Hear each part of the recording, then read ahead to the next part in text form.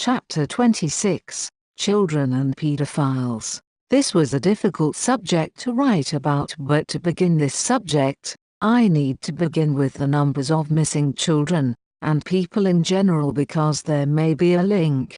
The MICA tracing website gives some unsettling numbers of missing people during a year, which were released in 2002. In the United States only, 800,000 under-18s went missing, which equated to 2,000 a day. 58,000 were abducted by non-family members. 115 victims to stereotypical kidnappings that result in ransom demands and death, or the kidnapper intends to keep the child. In the United States and the UK each year, 1 million children are reported missing. This is like losing the population of Amsterdam each year. Some answers lie within Belgium, as it seems to be the global leader in global trafficking of children and women. The country only has 10 million people, but in the Brussels region, EU headquarters, it was revealed that 1,300 kids disappeared between 1991 and 1996. In India in 2000, 35,439 kids' bodies were found dead, all of them unidentified.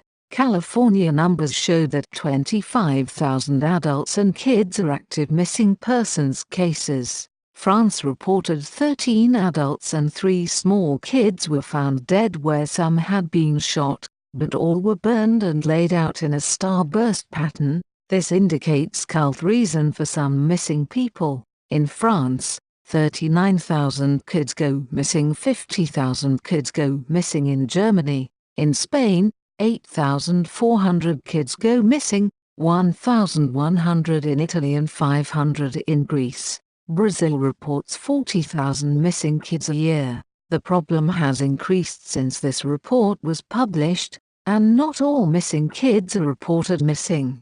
A missing persons report is made every 18 minutes in Australia, which equates to around 30,000 a year.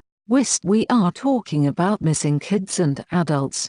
Dexposed.com reported in June 2014 about the number of people vanishing from America's national parks. Author David Paulides tells the stories of disappearances dating back 125 years and says that in 2013, the number of national park disappearances was more than in the past 27 years combined. Paulides, with a career in law enforcement, first learned of these disappearances from national park employees, who confided their concerns to him about the inordinate numbers of missing campers. When he began digging further, he saw 28 clusters of disappearances, with the number 1 cluster being Yosemite National Park near San Jose with 40 to 45 cases, where he had served as a police officer. Most of those disappearing were kids aged 20 months to 12 years and the elderly from 74 to 85 years of age.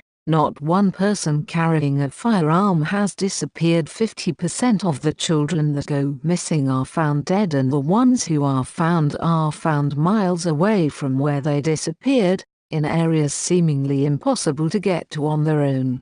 In some cases the children had dogs with them and the dogs were found, but not the children. Children found alive won't talk about their experiences or say they don't remember what happened.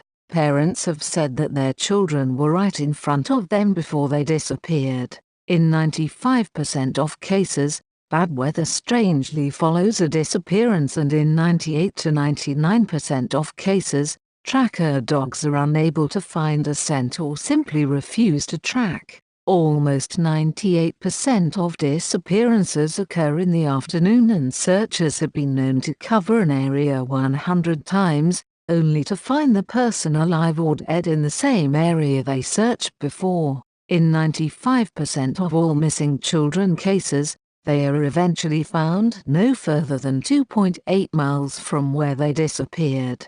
Bizarrely, the National Parks Service, NPS, doesn't keep records on such vanishings, and they even appear to be keeping the information from the public. When Paulides requested information from the NPS under the Freedom of Information Act, he was told that there were no records. Later an attorney contacted him asking why he wanted the information. Paulides was a published author, and was entitled to exemption from any subsequent fees for the information, but was told that the Park Services wouldn't abide by such a rule. The attorney told Paulides that records were non-existent from Yosemite, but it would cost him $34,000 for the records, and from all the national parks it would cost him $1.40 million. Paulides asked the FBI for information about the disappearance of a 2-year-old boy who vanished in Yosemite in 1957.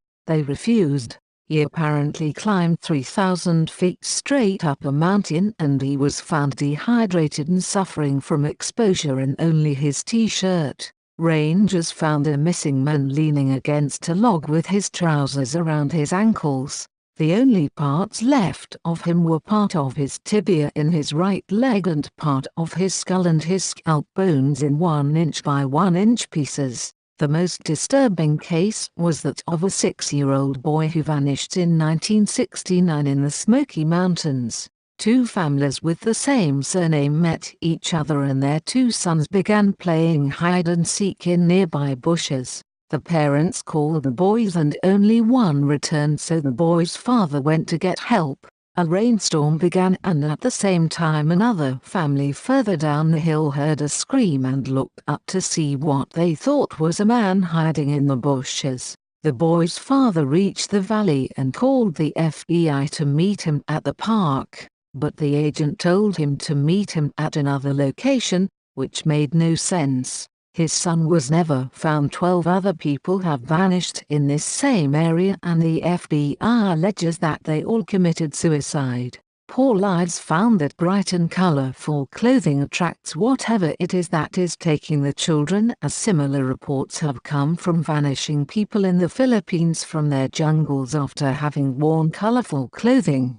If there is a cover-up by the NPS, it would not really be a surprise, as they are trying to protect their income revenue and don't want to lose their visitor numbers. The FBI, who are a compiler of crime statistics, doesn't keep track of missing children, but they keep track of stolen cars, homicides, rapes and robberies. Some people believe that the numbers aren't compiled by the FBI because they don't want to know, or that the FBI doesn't want the American people to know. I am guessing that the latter is true because taxpayer money funds the FBI, so why should the taxpayer be allowed to know the truth?